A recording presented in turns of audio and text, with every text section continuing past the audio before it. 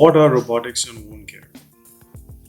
Disclaimer that the information that you're seeing, we have taken it online, so therefore there might be some discrepancies to it. So the robotics in wound care divided based on the type of the wound. So different types of robotic systems are currently in use and also under development for wound care.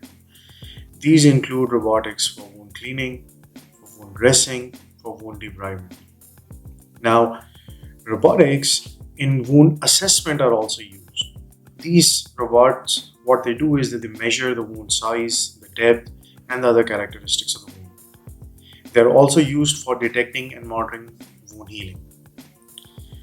Robotics are also used in wound treatment. For example, they are used in wound cleaning, in debridement, and in dressing. There are advantages and disadvantages of different robotic approaches based on the condition that the patient is suffering from.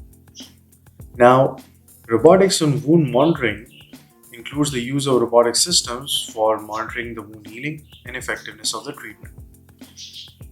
This might include use of sensors, use of imaging techniques.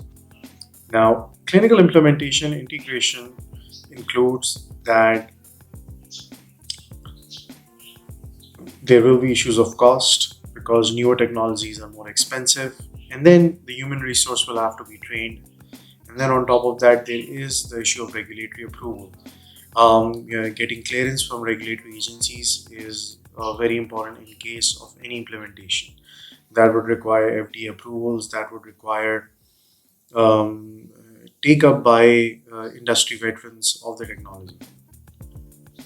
There have been various case studies and practical examples of robotics in wound care.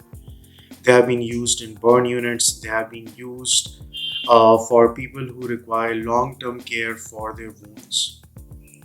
The future direction in wound care using robotics includes nanorobots, includes tissue engineering for wound healing.